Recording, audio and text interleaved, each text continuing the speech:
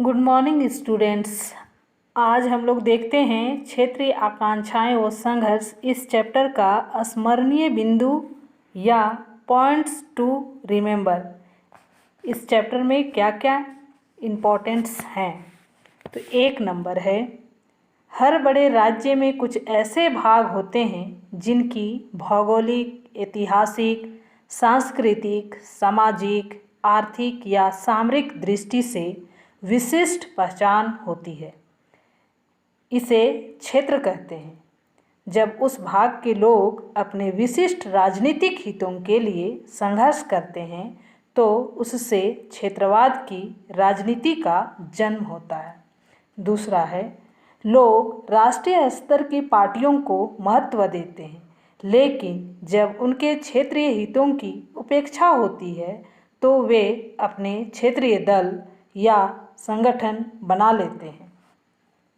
तीसरा नंबर है, भारत में अनेक क्षेत्रीय दल हैं, जैसे पंजाब में शिरोमणि अकाली दल, आंध्र प्रदेश में तेलुगु देशम, तमिलनाडु में डीएमके व अन्ना डीएमके आदि।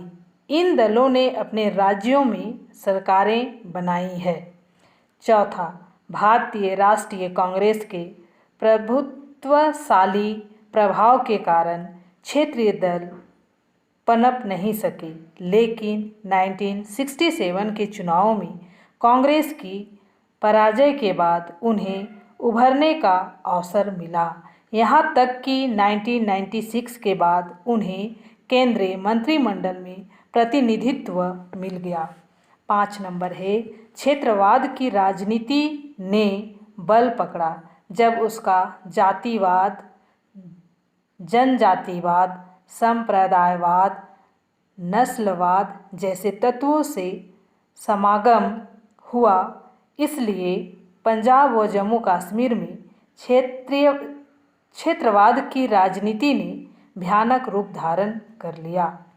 6 नंबर है, पंजाब में अकाली दल ने पंजाबी सूबे की मांग उठाई जो 1966 में पूरी हो गई, लेकिन उसके उग्रवादी तत्वों ने सिखिस्तान की मांग उठाई जो बाद में स्वतंत्र खालिस्तान की मांग में बदल गई।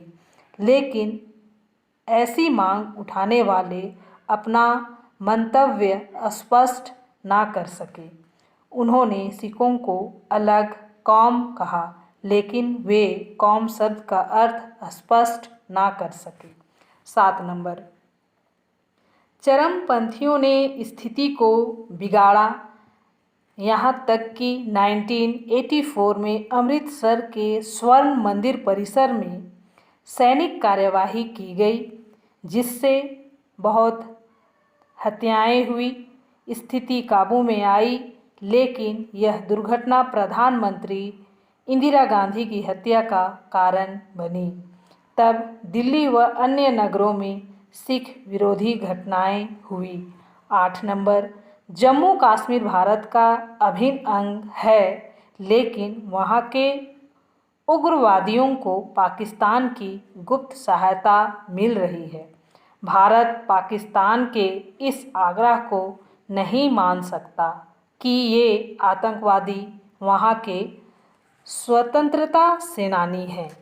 9वां नंबर, उत्तर पूर्व की स्थिति भी संकट का विषय है।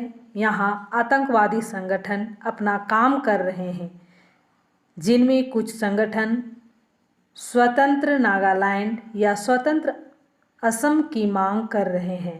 भारत सरकार के प्रयासों से मेघालय, मिजोरम, मणिपुर, त्रिपुरा में शांति स्थापित हो गई। 10 नंबर, संघ शासन में अनेक इकाइयाँ होती है, जहाँ इस प्रकार के विवाद या संघर्ष चलते रहते हैं। आवश्यकता इस बात की है कि उनका शांतिपूर्ण व संवैधानिक तरीकों में समाधान किया जाए। तो बच्चों, इस चैप्टर का यह इम्पोर्टेंट पॉइंट्स था, आप इसको ध्यान से पढ़ लीजिएगा। आज मैं आप लोगों को इतना ही बतला करके क्लास समाप्त करती हूँ। Thank you.